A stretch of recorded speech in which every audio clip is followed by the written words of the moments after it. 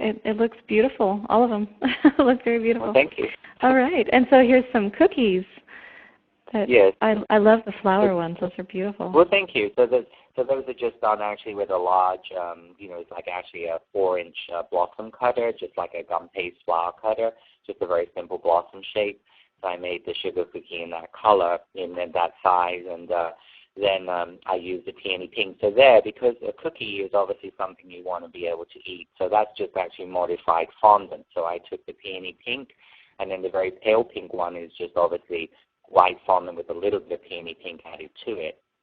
And I just modified it by adding a little bit of Tylose powder. When I modify things, I mean, the formula is very easy. It's 1-1-1. If you're working in pounds, 1 pound of fondant, 1 teaspoon of Tylose, 1 teaspoon of shortening. And so you take basically 1 pound of fondant, you would add 1 teaspoon of Tylose powder or CMC, and 1 teaspoon of vegetable shortening. You mix it together, and what that does is it changes the consistency of the fondant. So when I do things like a Tiffany box, I would use that, modify some of the fondant to the lid. But it means here it's not going to get too hard, so when you eat it, it's going to be softer. And usually when you modify fondant, you want to leave it about 15 to 20 minutes. But if you wanted a smaller quantity, you could do half a pound, half a teaspoon, or a quarter of a pound, a quarter of a teaspoon, quarter of a teaspoon. And it's a very, very sort of easy way to change the. And of course, you're not changing the color. So if you're wanting to do like the wedding cake in peony pink, and then you wanted to do some other confections for something like a candy bar or a dessert table, it means you can use the same color, but you can change the consistency of the fondant. And then in the middle of this, I used a little silicone mold. This is a small pearl silicone mold where I just press some white fondant into there and then press that onto the top. And then the other cookies I just done again with the peony textured roller. And then once I had the paste rolled out, I cut out with the crinkled cookie cutter edge and then laid it on top of the sugar cookie. And generally I attach the what I refer to as a veneer, which is the sugar shell on top, with a little piping gel, or you can use apricot glaze, you could use nappage, which is used for glazing a fruit tart, or you could use corn syrup, and that sticks it on. And then I just laid a few little small pearls, little tiny 3-millimeter sugar pearls on top, and then just pressed them in gently with a spatula so they became embedded into the center so they wouldn't come loose. Mm-hmm. Very nice.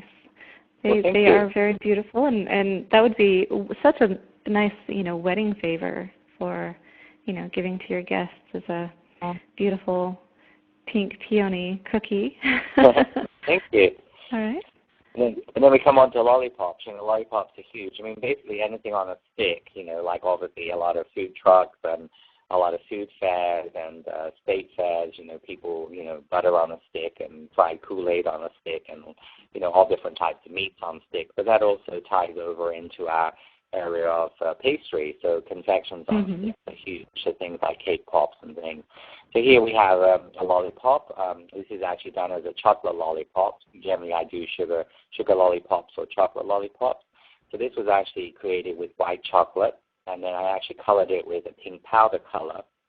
I actually used the Albert to also do a peony pink powder color and also a gel color, which is great because it means if you wanted to make French macaron in a peony pink color, you could color your macaron base with the peony pink gel color to match the cake. But I just used a little bit of the peony pink luster dust actually in the white chocolate just to tint it a pale chocolate. And then obviously used a normal sucker mold with a sucker stick, and then I decorated those with like veneers of fondant, and I just embossed them.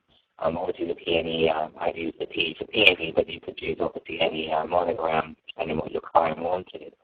And then again, you can see the central one has the peony textured roller used and then cut out with a round cookie cutter.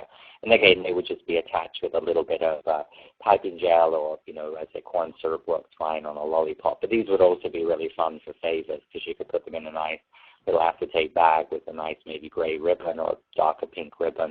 It would be really a fun thing to give for a guest to take home. Wonderful.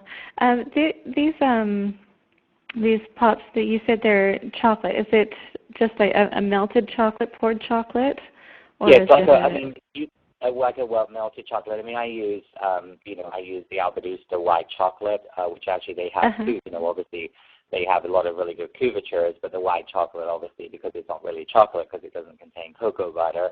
So, but you could also use, like, for example, Merkins, like in our retail store here, we use Merkins, which is a high-end coating chocolate. Obviously, some people use Wilton chocolate. So really, you can, of course, the other way to do that as well, Amelia, is you could actually take white chocolate and then you can also buy like pink chocolate little coins, and then you could put maybe like, to a 1 pound package of white chocolate, you could add maybe 10 or 12 of the pink coins. That's another way you can tint chocolate. Because when you color chocolate, you have to use either a powder color or an oil-based color, especially made for chocolate.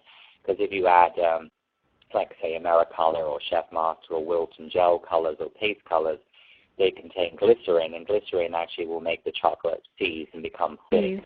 So you always color chocolate with a special color for chocolate, or say a powder color. But using like the chocolate coins in other colors, like a bright pink, you can add to white chocolate, and then it will make it pale pink. Is another way to go. Wonderful, perfect. What a fun setup here. And then cupcakes. Oh, and I love this one that has the color dusted onto it, the one on the bottom. Yeah, so the cupcakes are, there's like the one, so that's just pink fondant, which is rolled out. Again, when I do cupcakes, when you're eating those, you obviously wouldn't want to use gum paste because it would dry too hard. So generally, this is actually just straight fondant. So I just rolled out the master pink or white with pink added to it. And then that's actually just embossed with a tappet, FMM tappet called Fruit and Flowers. So I embossed butterflies on there. And I just sort of highlighted them with a little bit of the luster dust, the peony pink luster. And then the one that's got the ruffle on, that is done a little bit like Maggie Austin's ombre frill technique, where I just took some modified pale pink fondant, cut out a strip and put it onto a pad, and then use a balling tool and then textured it and, just basically frilled the edge of it and just rolled it up like a jelly roll and made almost like a bit like a carnation in the center. And again, you can see the one like I took from the cookies, where I rolled out the pink paste and textured it with a peony roller, and then I've cut it out with a round cookie cutter and then laid it over the top. And these cupcakes were, cored, so I use generally like a KitchenAid apple corer. There you can buy like what are called cupcake corers, but I find they're not really very strong. So I prefer just to use like a heavy duty, like a KitchenAid apple corer, and take the core out of my cupcake, and then I fill the cupcake, and then I cap the top of it off with buttercream. Make it as smooth as you can, and then these are really just like a real thin layer of fondant. You wouldn't want to put the fondant on too thick, so this is actually less than 1/8 of an inch thick, this rolled fondant on top of the buttercream. And then you can see there the one with the butterflies has got like a luster dust on, and then the one with the peonies on. So I just tried, really just showing how you can make all these confections.